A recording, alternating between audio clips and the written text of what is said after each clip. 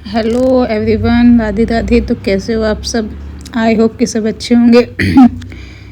तो मैं यहाँ पर अब आपसे मिल रही हूँ। नाश्ता बन चुका है, मेरा खाना वगैरह लंच वगैरह सब बन चुका है। बस अब यहाँ पर देखो बर्तन कितने सारे ढेर लगा हुआ है। तो अब मैं इन बर्तनों को साफ़ करूँगी। किचन अभी बाकी है, उसे स्लैब वगैरह साफ़ करूँगी। घर के काम ऐसे होते हैं कि कुछ भी हो इनको हम नहीं छोड़ सकते, चाहे पढ़ाई हो चाहे कहीं बाहर जाना हो, लेकिन घर के काम हमारी प्रायोरिटी ज़रूर रहती है कि हाँ नहीं, जाते जाते भी अगर हमें कहीं जाना है तो तब भी ये सोचेंगे कि ये काम कर लेते हैं, वो काम कर लेते हैं। और होता भी है, हमारा प्रायोरिटी यही है कि हाँ पहले घर के काम करो। सब कामों के साथ हम एडजस्टमेंट कर लेते हैं, लेकिन घर के कामों के साथ नहीं कर पाते हैं। तो बस आज मेरे दिन की शुरुआत यहीं से होती है, ये व्लॉग यहीं से स्टार्ट करती हूँ मैं। तो बताइए आप सब कैसे हैं? आई होप कि सब अच्छे ही होंगे। बर्तन वगैरह साफ़ करने के बाद मैं स्लैब वगैरह साफ़ करूँगी। उसके बाद दूध आएगा। हमारा दूध थोड़ा लेट ही आता है, 11 भी बज जाते हैं कभी कभी। तो जब तक मेरा किचन का काम ख़त्म होता है तब तक दूध आता है।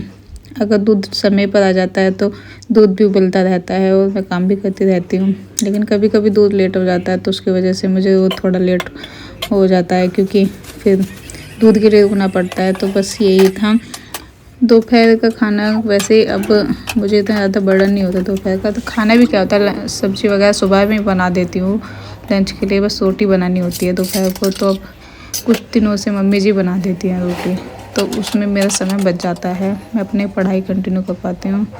दोपहर को 2 घंटा तो मुझे करना ही होता है, जो मैं लेके चलती हूँ कि हाँ 2 घंटा तो मैं पढूँ, क्योंकि शिव को भी सुलाना पड़ता है, उसके पास लेटना पड़ता है। अभी छोटा है वो, तो उसे मेरी ही आदत है कि हाँ मैं उसके पास लेटूँगी तभी सोएगा वो। लाइट वगैरह भी नहीं चला सकती मैं, लाइट की उसे आदत नहीं है। तो यहाँ पर दूध आ चुका है, बस अब दूध उबलेगा तब तक मैं अपना पोछा झाड़ू एक बार वो पोछा लगा दूँगी। उसके बाद तब अपना काम में कंटिन्यू करूँगी। अभी मुझे कपड़े वगैरह भी धोने हैं। काम होते होते 11:30 ही बज जाते हैं। मैं यहाँ पर आ गई हूँ कपड़े धोने।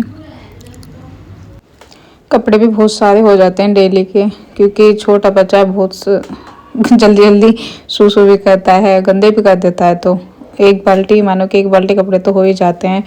और जैसे कि मैंने पहले बताया है, डेली हम मशीन नहीं लगाते, हफ्ते में 2 दिन लगा लेते हैं। और डेली तो धुलने होते हैं, तो इस वजह से डेली नहीं लगाते। अब देखो, अब मेरा काम ख़त्म हुआ है, कपड़े धो चुकी हूँ मैं, अब बस डाल रही हूँ। तब तक शिव आ जाएगा। मम्मी जी ने ही लिया हुआ है उसे, क्योंकि नहाने के बाद उसे सिर्फ मैं ही चाहिए होती हूँ। तो थोड़ी बहुत देर लेटूंगी मैं उसके पास।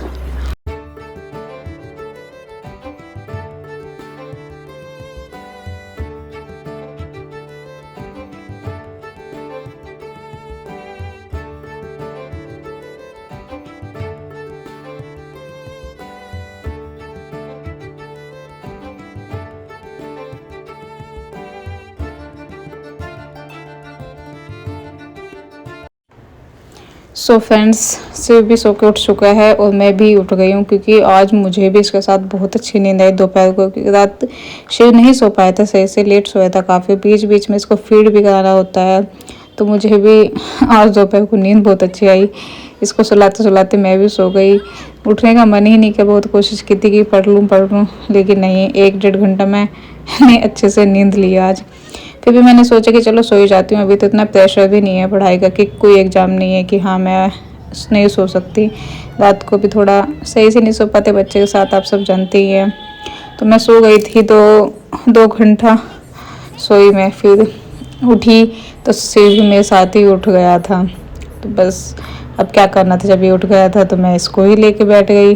थोड़ा खेलता है तो देखते हैं, पढ़ूंगी, वरना तो ऐसे ही जाती है पढ़ाई।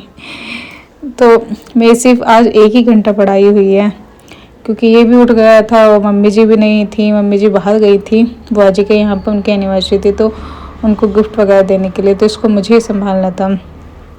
वैसे इसके डैडी भी आ जाते हैं कुछ देर बाद, बट फिर भी कहाँ बच्चे के साथ पढ़ाई हो पाती है, ये मेरी बुक को खींचता है। सो फ्रेंड, जैसे कि आप सब जानते हैं, मैं CTET की तैयारी कर रही हूँ। तो अब काम की बात पे आ जाते हैं। मैं सीट की तैयारी कर रही हूँ। मेरा फर्स्ट पेपर क्लियर है और मैं बीएड भी पी देंगे, तो उसी की तैयारी को आगे बढ़ाते हुए 2 लाइन बोलना चाहूँगी कि सफलता हमें एक दिन की मेहनत से नहीं मिलेगी। सफलता पाने के लिए हमें हर दिन अपने सपनों के लिए समय देना होगा। जैसे वो आपने कहावत सुनी होगी, जैसे बूंद बूंद से घड़ा भरता है, तो उसी तरीके से हमारा हर एक दिन पढ़ा हुआ हमें एक दिन सफलता ज़रूर देगा। तो बस इसी चीज़ को मैं कंटिन्यू करते हुए थोड़ा थोड़ा दिन में 2 या 3 घंटा तो मुझे डेली पढ़ना ही होता है। कुछ वेस्ट तो नहीं जाएगा, पढ़ाया हुआ नहीं वेस्ट जाता है। शिक्षा ही ऐसी चीज़ है जो कभी व्यर्थ नहीं जाती है। तो बस इसी को मैं आगे पढ़ रही थी। जितना पढ़ा जाएगा तो ठीक है, वरना नहीं पढ़ा जाए तो कोई बात नहीं। ऐसा नहीं है कि हाँ कोई बर्डन है मेरे ऊपर। सो मैं आपको यहाँ एक चीज़ और बता देती हूँ। बीएड की एग्जामिनेशन फॉर्म जो था, मैं सेकेंड ईयर में मतलब फाइनल ईयर में हूँ, तो वो फिलअप करना था। इस मंथ 29 ही लास्ट डेट है, तो मैंने अपना फिलअप कर दिया है। तो बीएड के एग्ज़ाम भी होंगे मई या जून में ही होंगे। जो नोटिस निकला हुआ है बीएड के लिए, तो उसमें दर्शाया गया है कि मई में होंगे। बट जानती हूँ मैं लास्ट ईयर क्या हुआ था, शायद जो आप बीएड कर रहे हो तो उन्हें पता ही होगा। मई में एग्ज़ाम के लिए बोला था, लेकिन जाते जाते वो जुलाई में गए थे। पिछली बार तो इतना बेकार हुआ था कि 4 या 5 बार डेट जो थी वो दोबारा से आई थी। उस टाइम शिव हुआ था, 15 मई को शिव हुआ था। तो मैं भगवान से प्रे भी कर रही थी कि हाँ एग्ज़ाम पोस्टपोन हो जाए, एग्ज़ाम पोस्टपोन हो जाए। लेकिन भगवान जी ने भी मेरा अच्छे से साथ दिया, भोले बाबा ने।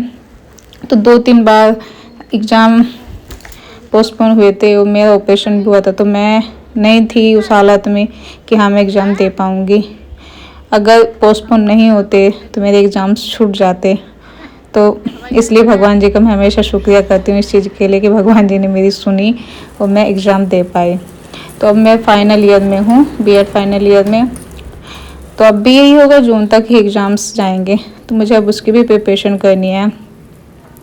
तब दोनों को ही मैं कंटिन्यू रखूँगी। आज मैंने बताया था कि रिवाइज चल रहा है, मैं 2 दिन से 2 दिन हो गए मुझे रिवाइज करते करते। तो आज मैं कंप्लीट कर दूँगी। अब रात को थोड़ा पढ़ूँगी, तो 1-2 चैप्टर बाकी रात को पढ़ के उसे फिनिश कर दूँगी। सब मैं फिर से एनसीईआरटी की ज्योग्राफी हिस्ट्री की बुक लूँगी, तब उसकी तैयारी करूँगी। तो अब फ्रेंड्स मैं यहाँ आपसे मिल रही हूँ 5:30 बजे शाम के। तो बस फिर से मेरा किचन फैल चुका है कि वही फिर शाम को कुछ ना कुछ किसी को खाने के लिए चाहिए होता है। तो मैं यहाँ देवर जी के लिए ब्रोकली बना रही थी, उनको ब्रोकली खानी होती है। ब्रोकली में मखाने, और हस्बैंड थे उनको सूप पीना था, तो मैं उनके और अपने लिए सूप बना रही थी। तो यहाँ ब्रोकली बन चुकी है मेरी, बस उनको देवर जी को दे दूँगी। तो यहाँ पर मुझे शिव को भी खिलाना पड़ता है कुछ ना कुछ शाम को क्या, उसको तो 2-2 घंटे में कुछ ना कुछ देना ही होता है। कभी फीड करा देती हूँ, कभी उसे, लेकिन मैं उसका दूध ही दूँगी। दूध और रोटी भिगो देती हूँ, तो उसमें दूध और रोटी खा लेता है। बहुत नखरे करता है, उसे वो चीज़ पसंद नहीं है, लेकिन खिलाना पड़ता है। देखो कितना बुरा हाल हो जाता है, शाम और सुबह किचन फैली रहती है, बस कुछ ना कुछ। अच्छी नहीं लगती किचन फैली, बट क्या करें, जब बहुत सारी चीज़ें बनती हैं या काम होता है तो फैल ही जाती है। दोबारा से इसको करूँगी फिर से। अब मैं पहले सूप पी लेती हूँ, उसके बाद झाड़ू, शाम का फिर काम स्टार्ट हो जाता है, अपना पूजा वगैरह करूँगी, तब फिर शाम का खाने में लगूँगी। तो पहले कोई 2-3 घंटा ऐसा रहता है कि हाँ कुछ काम नहीं है। सो फ्रेंड्स मैं इस व्लॉग को यहीं एंड करती हूँ। कमेंट करके ज़रूर बताना, and thanks for watching. So bye bye, मिलते हैं नेक्स्ट व्लॉग में। लाइक एंड शेयर करके ज़रूर जाएं।